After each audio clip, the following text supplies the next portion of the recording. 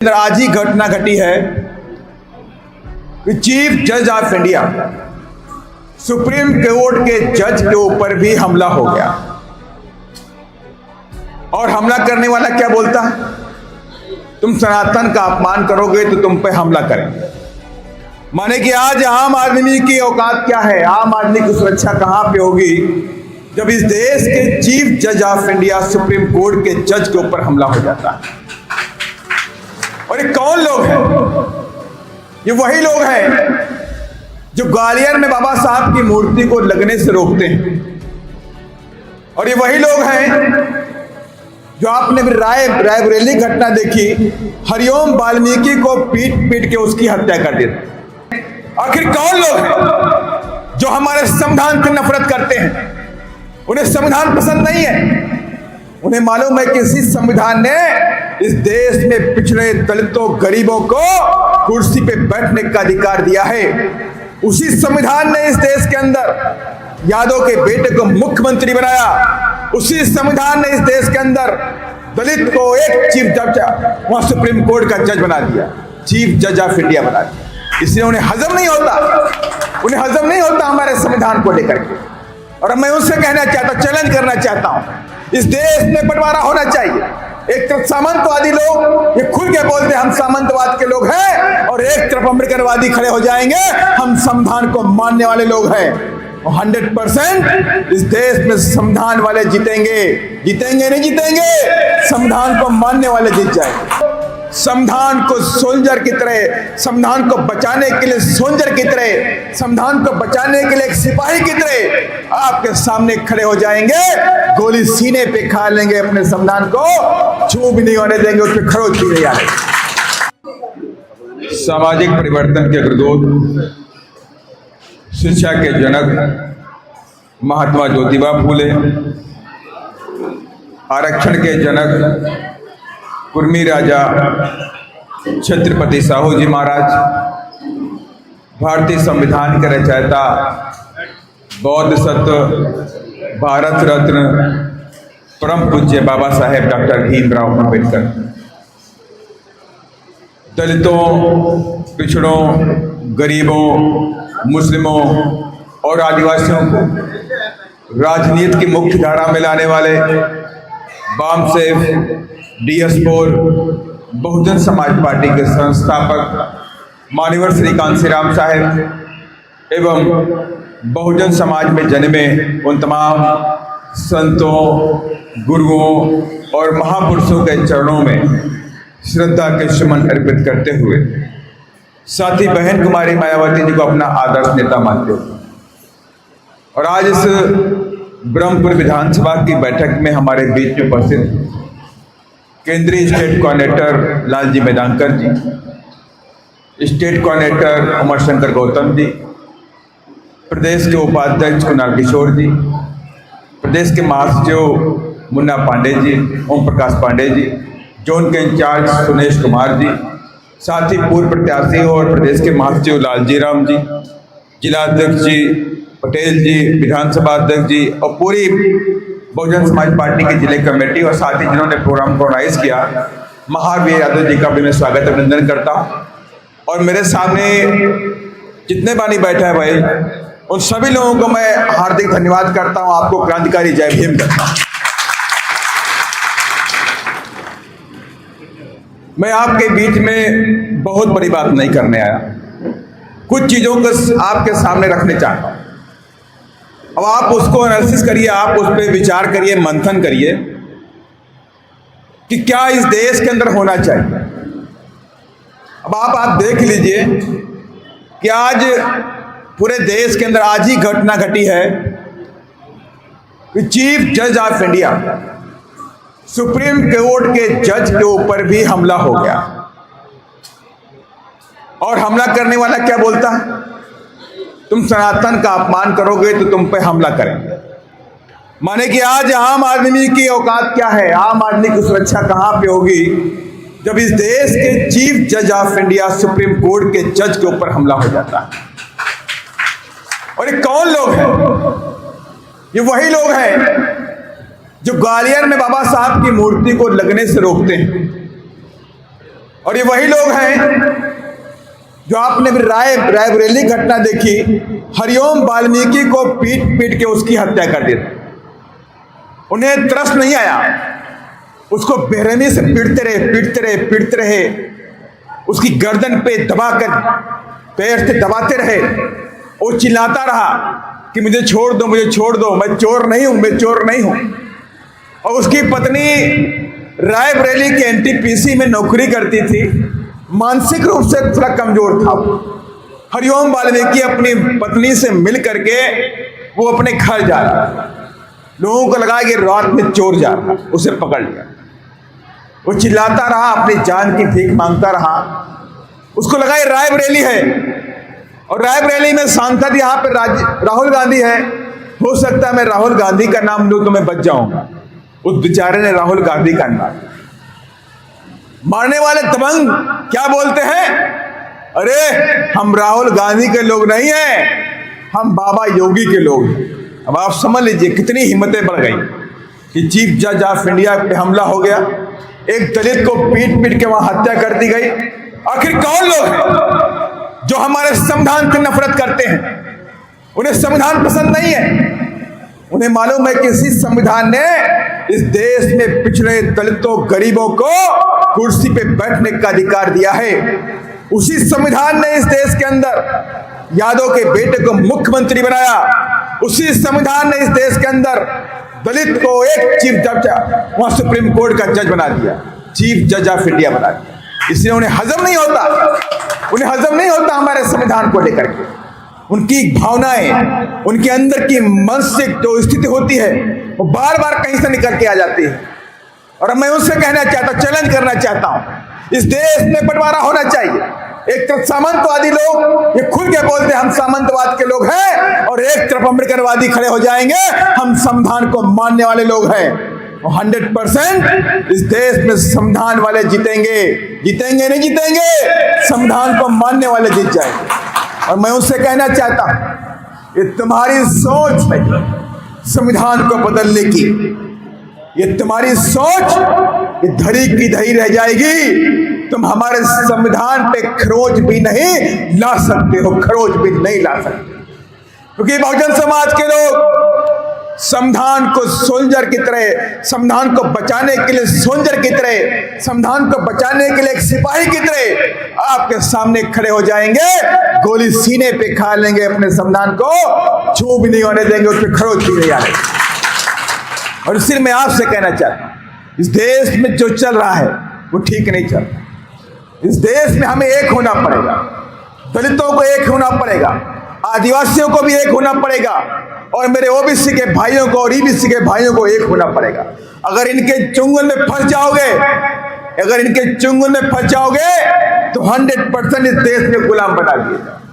हजारों साल तुम गुलाम रहे हो देश में। सम्राट अशोक के बाद आप हजारों साल इस देश में गुलाम रहे, और आपकी गुलामी कब खत्म हुई?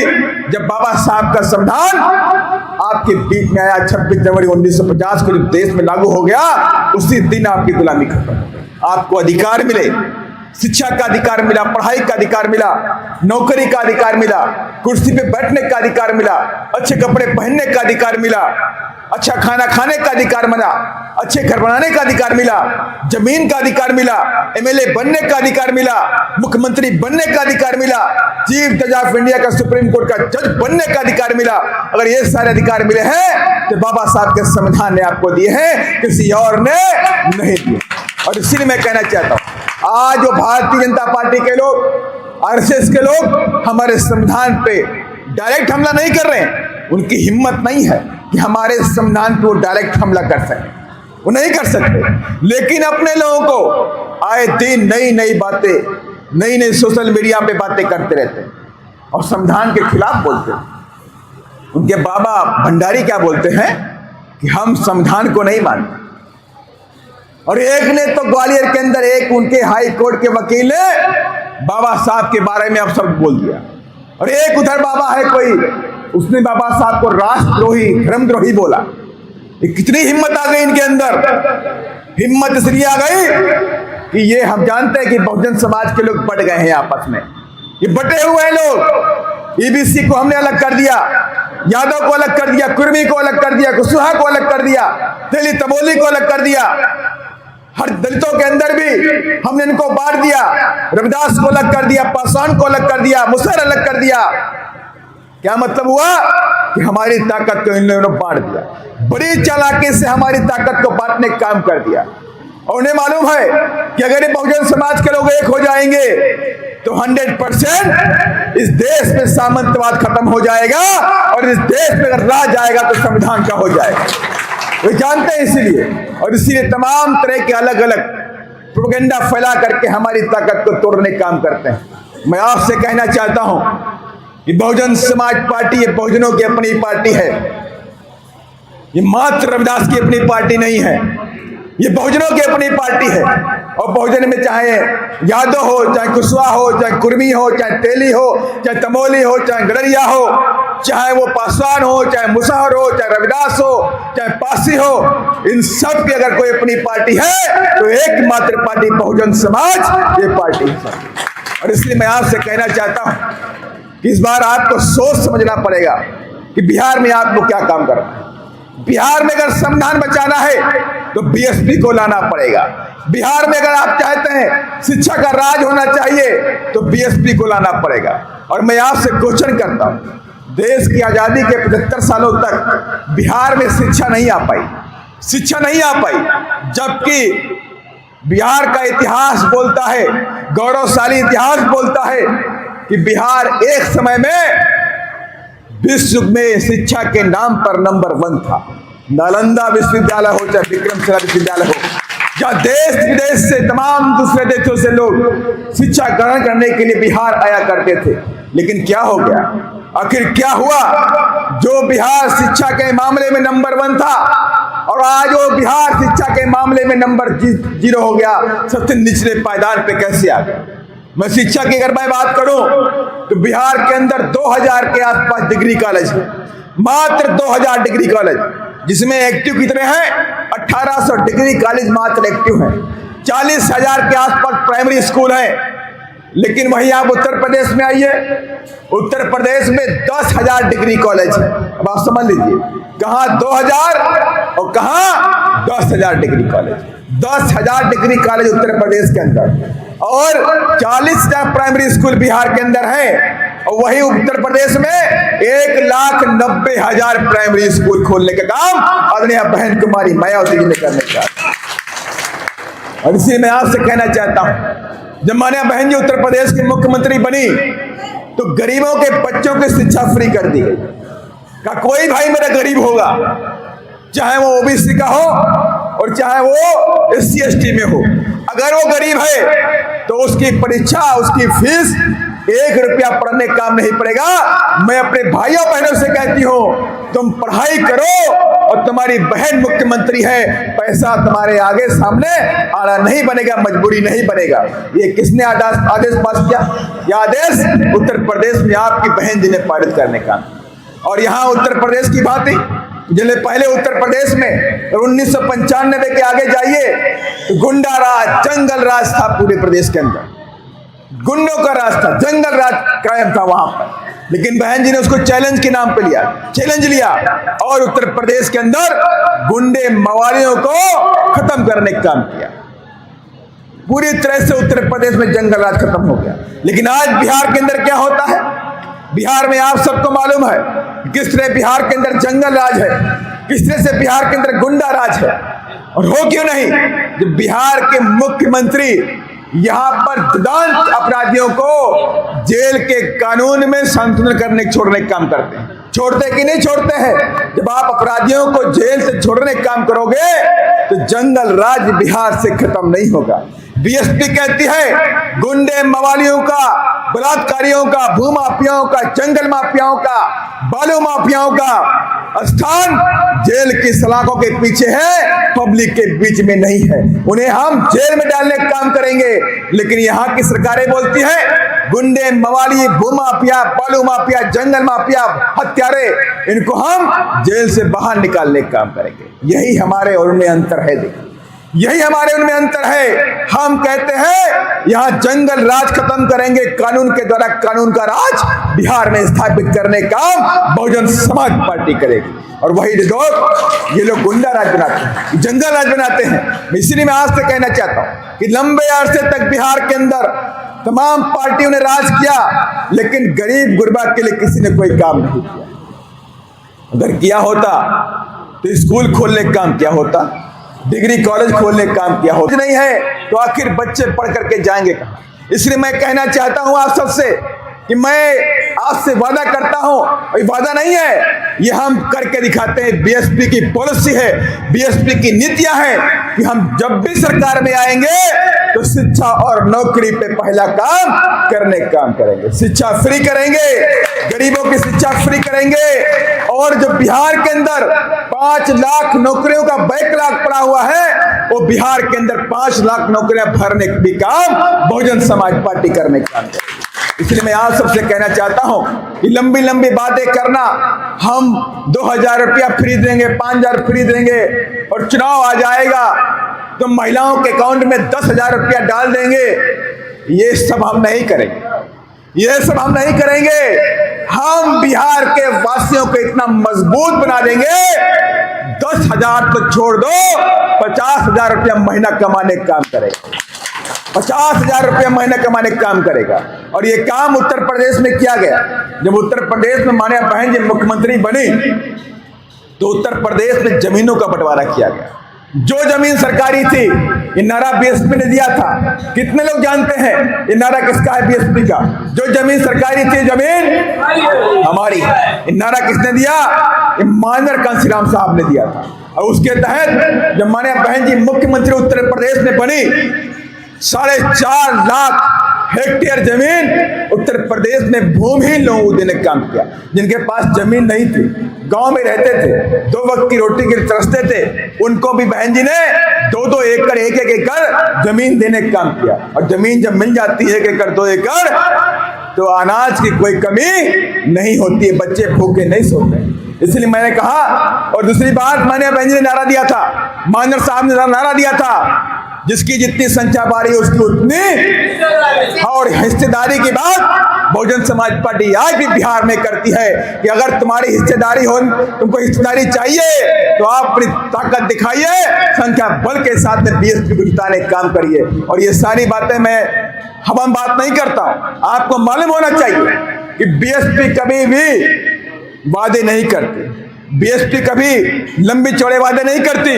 बीएसपी करने में ज्यादा विश्वास करती है और कहने में विश्वास नहीं करती। और जो मैंने आपके सामने बातें बोली है, वो ये बातें ऐसे नहीं बोल रहा हूं, ये सारी की सारी बातें उत्तर प्रदेश में माननीय बहन जी ने इंप्लीमेंट करके दिखाया। ये सारी की सारी बातें उत्तर प्रदेश में हुई है, और इसीलिए आज उत्तर प्रदेश आगे की तरफ बढ़ा है। ये देन किसकी? बहन कुमारी मायावती। लेकिन फिर से आज उत्तर प्रदेश को सामंतवाद, जंगल राज, गुंडा राज की तरफ धकेले जाने का पूरा काम किया जा रहा है। लेकिन वो दूर दूर नहीं है, वो दिन दूर नहीं है। 2027 में चुनाव होने वाले हैं और फिर से माननीय बहन जी आपकी शेरनी बहना उत्तर प्रदेश में मुख्यमंत्री बनने जा रहे हैं। मुख्यमंत्री बनने जा रही को रोक नहीं पाएगा। और आज उस प्रदेश के अंदर आप किसी व्यक्ति से पूछेंगे, लखनऊ में जाइए पूछिए, आप ऑटो वाले से पूछिए, बस वाले से पूछिए, रिक्शा वाले से पूछिए, खुमचा वाले से पूछिए, आप अगर उनसे पूछेंगे रात किसका अच्छा था तो वो भी कहता है सबका राज देख लिया, लेकिन बहन जी सा राज किसी का राज अभी तक नहीं आया। वो कहते हैं वो लोग, कहा वो राज तो गरीबों का राज था, वो राज गरीबों का राज था, और आज ये राज अमीरों का हो गया। और इसलिए मैं कहना चाहता हूं, मैंने बात बोली है कि राज किसका है बिहार के अंदर? अमीरों का राज। अभी आपने देखा भागलपुर के अंदर पीरपैंती जगह पड़ती है, मानते कि नहीं मानते? आप जानते हैं पीरपैंती? पीरपैंती के अंदर सरकार ने 1050 एकड़ जमीन, 1050 एकड़ जमीन नीतीश बाबू जी ने और बीजेपी के लोगों ने उसको गांव के लोगों से लेकर के 1 रुपया किराया पर अदानी को देने का काम किया। अब आप समझ लीजिए, 1050 एकड़ जमीन माने कितनी हो गई? मेरी समझ से यहां से चलोगे तो बक्सर पहुंच जाओगे। मानते कि नहीं मानते? यहां चलोगे तो बक्सर तक पहुंच जाओगे। इतनी जमीन अदानी जी को 25 रुपए में 25 साल के लिए देने का बिहार की सरकार। ये मैंने पहले बोला था, ये गरीबों की सरकार नहीं है, ये अमीरों की सरकार है और ये अमीरों के लिए काम करते हैं। अगर ये गरीबों की सरकार होती तो गरीबों को जमीन देने का काम करते, लेकिन किसको दिया? धन्ना सेठ को देने का। आपके बच्चों को फ्री शिक्षा देने के लिए पैसा नहीं, लेकिन अदानी के लिए 1050 एकड़ जमीन को सरकार ने खरीद करके उसे 25 रुपए में देने का काम किया है 25 साल के लिए। अब आप समझ लीजिए। और तो और देखिए, पूरे बिहार के अंदर आपने देखा कि तमाम मंत्रियों की पोल खोल दी गई। तमाम मंत्री, उनके डिप्टी सीएम उनकी पोल खोल रही है। कोई उनके ऊपर आरोप लगा रहा है तो कोई उनके ऊपर आरोप लगा रहा है। माने कि सब के सब जितने भी बैठे हैं वहां पर, सभी के सभी करप्ट हैं, सभी के सभी, कोई भी बेगुनाह नहीं है, सभी के सभी करप्ट हो गए हैं वहां पर। किसी के 500 एकड़ कमाया है, किसी ने 200 एकड़ कमाया, किसी ने 400 एकड़ कमाया, किसी ने 500 करोड़ की प्रॉपर्टी ली, किसी ने 200 करोड़ की प्रॉपर्टी ली। इस तरह बिहार में, पटना के अंदर आए दिन एक दूसरे की पोल खोलने में लगे हुए हैं। इसके मतलब है कि 75 सालों में इन लोगों ने मात्र बिहार को लूटने का काम किया है, बिहार को देने का काम कुछ भी किया इन लोगों ने नहीं किया। और इसलिए मैं आप सबसे आह्वान करना चाहता हूं, इसलिए मैं आप सबसे कहना चाहता हूं कि इस बार कुछ भी हो जाए, भारतीय जनता पार्टी, नीतीश बाबू और वो जो पार्टियां आपको ठगने का काम करती हैं, उनको सत्ता में लाने की जरूरत नहीं है। और इस बार अपनी पार्टी आपकी है, ये बहुजनों की अपनी पार्टी है जिसका नाम बहुजन समाज पार्टी है। उसके चुनाव चिन्ह हाथी के सामने का बटन दबा करके बीएसपी को भारी मतों से ब्रह्मपुर में भी जिताने का काम करेंगे। और 100% में दावा करता हूं, अगर बीएसपी के पास ताकत आती है और बीएसपी के बिना पटना में किसी की सरकार नहीं बनती है, बीएसपी के हाथों में सत्ता की चाबी आती है, तो 100% जो आपके मन में है कि गुंडा राज खत्म होना चाहिए, वो खत्म करके रहेंगे। बिहार में गरीबों के बच्चों की परीक्षा फ्री होनी चाहिए, पढ़ाई फ्री होनी चाहिए, वो हम करके रहेंगे। और बिहार में 5 लाख बच्चों को, युवाओं को सरकारी नौकरी देने का काम बहुजन समाज पार्टी करके रहेगी। और इन बातों के साथ मैं अपनी बात को विराम दूंगा और मैं बहुत बहुत धन्यवाद माने कि आप सब भारत सरकार में यहाँ बैठे हुए हैं, इसके लिए मैं आभार व्यक्त करता हूँ। जय भीम, जय भारत, धन्यवाद। बहुजन समाज की हर खबर पाने के लिए चैनल को सब्सक्राइब करें, लाइक करें, शेयर करें। नेशनल चौपाल को बचाने के लिए ज्वाइन बटन क्लिक करके चैनल की सदस्यता लें और चैनल को आर्थिक मदद करें।